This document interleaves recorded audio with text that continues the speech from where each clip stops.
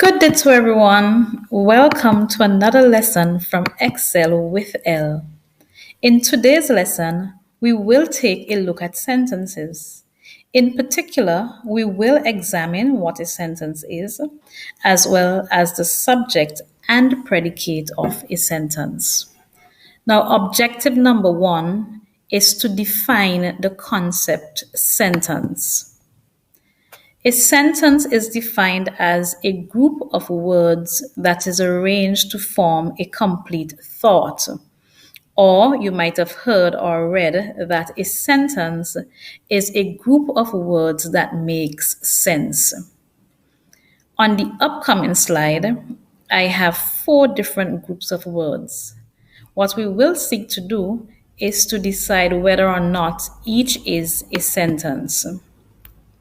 So, of course, to be able to determine whether or not each group of words is a sentence, you have to keep in mind or bear in mind the definition of sentence. Sentence, like we said, a group of words that makes sense or that expresses a complete thought. So, when you read the first one, in the cupboard, you ask yourself, does in the cupboard express a complete thought? Do these words by themselves make sense? And I'm sure you're thinking, no. What about in the cupboard? Is it that there is something in the cupboard? Is it that I should get something from the cupboard?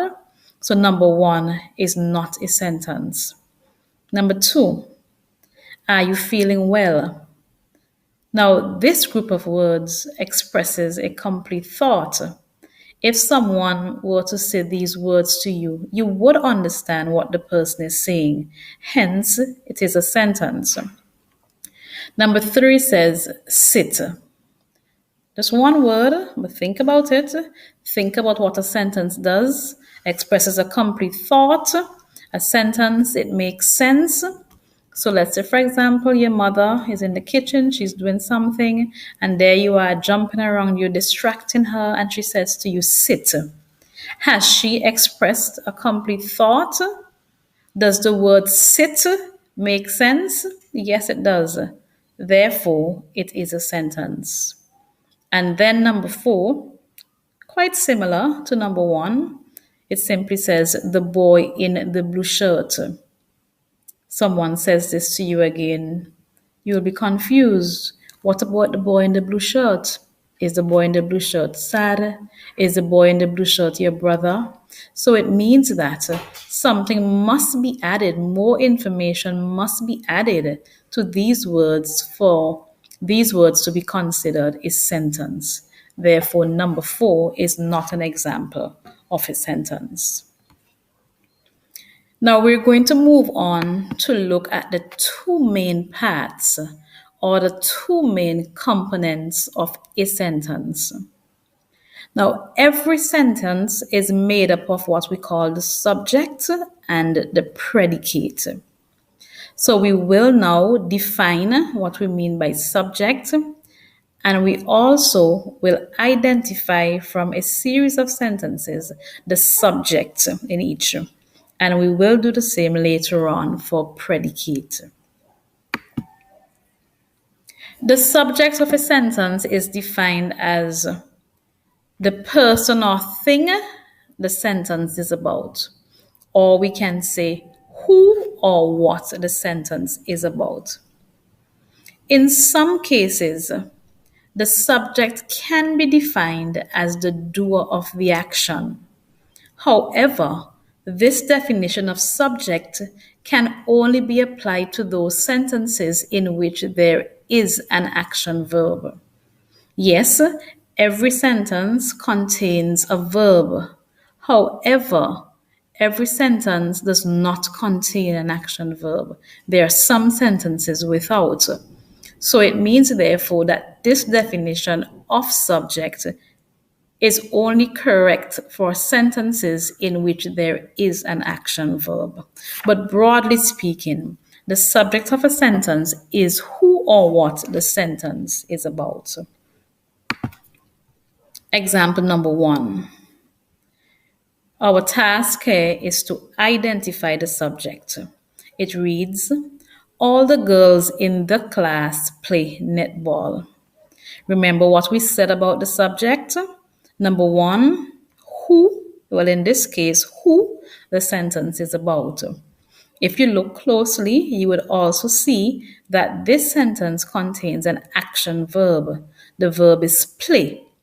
And one of the definitions of subject is who or what does the action in the sentence, the doer of the action. So in this case, you ask yourself, who is the sentence about? Or who are the ones who play? And your answer to those questions is all the girls in the class. So therefore, all the girls in the class, that's your subject, because the sentence is about all the girls in the class, and all the girls in the class are the ones who do the action of playing. Let's move on to our second sentence. Our task is the same, to identify the subject. Now, this sentence simply reads sit. There is a concept I would like to introduce to you at this point, and that is the concept of you understood as the subject of a sentence. Now, sit is an example of an imperative sentence. Let's ensure that we understand what we mean by imperative sentences before I proceed with the explanation of you understood. Now, an imperative sentence is a sentence that expresses a command or a sentence that gives an instruction. So, like sit, come here, stand in the corner, warm my food, close the door on your way out, do your homework. These are all examples of imperative sentences because their function is to express a command or their function is to give an instruction. Now, in most imperative sentences, the subject is what we call you understood. So look at our sentence again, sit. So even though it does not read you sit, it is understood. It is clear that the person who is supposed to do the action of sitting, the person who is supposed to carry out the command, the person who is supposed to obey the instruction is you. So because it is understood that you is the subject, then we say that in imperative sentences, most of them, the subject is you understood. Our final sentence, where we identify the subject, it reads, the dogs in this neighborhood are friendly. Now, in this sentence, there is no action verb. So we cannot say, in this case, that the subject is the doer of the action. So we have to rely on definition number one, which says that the subject is who or what the sentence is about. So in this case, the sentence is about the dogs in this neighborhood, hence the subject. We now move on to look at the predicate part of the sentence.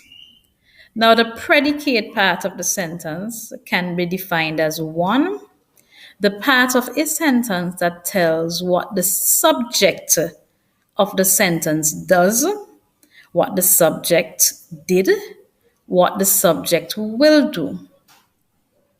It can also be defined as the part of a sentence that tells what is done, what was done, or what will be done to the subject. But broadly speaking, it is correct to say that the predicate is the part of the sentence that provides information about the subject. And what you must bear in mind as well is that the predicate is the part of the sentence that contains the verb. As we did with the subject of the sentence, we will now move on to look at a series of sentences and identify in each the predicate. The first one reads, Janae's rabbit ran away last night. Now, at this point, let me just say to you that one way that you can identify the predicate of a sentence is by isolating or taking out the subject. So when you take out the subject, the part that remains is your predicate, as in this example. So the subject in this sentence, Janae's rabbit, because the sentence is about Janae's rabbit. Additionally, Janae's rabbit did the action, the running away. So when you isolate or you take out the subject, Janae's rabbit, you are left with ran away last night. So therefore, the predicate in this sentence is ran away last night. Because ran away last night, number one, it tells us what the subject did. And also, ran away last night, it provides information about the subject. Example 2, it reads, he was robbed at gunpoint. So we identify the subject in this sentence, he. So then what remains is the predicate. It is the predicate, was robbed at gunpoint is the predicate because it tells what was done to the subject. It provides information about the subject, hence the predicate. And our final sentence, it reads, stay in the car. Think about this one for a few seconds. Remember, one way that you can identify your predicate is to isolate your subject. Remember, the predicate part of the sentence, it contains the verb, it provides information about the subject. Now, if you look at this sentence, you should realize that stay in the car is an example of an imperative sentence. And we did say earlier that in most imperative sentences, the subject is you understood. So if you are isolating the subject in order to identify the predicate, then you should realize that the subject there is you. So even when you isolate that, what remains is stay in the car. So the predicate in this sentence is just that, stay in the car. Because stay in the car tells what the subject should do, tells what the you understood should do. It provides information about that you understood subject. Now, let's summarize. Now, what have you learned? We have seen that a sentence expresses a complete thought. A sentence is a group of words that makes sense. We also saw that a sentence is made up of two main parts, the subject and the predicate. The subject is defined as who or what the sentence is about, and in some cases, it can be defined or it is defined as the doer of the action. Your predicate is the part of the sentence that contains the verb, and it also provides information about the subject. We learned as well the concept of you understood, that in most imperative sentences, even though the subject is not stated, it is understood that the person to carry out the action is you, hence the term you understood. If you found this video useful and you would like to see more content from us, please like and subscribe to Excel with L.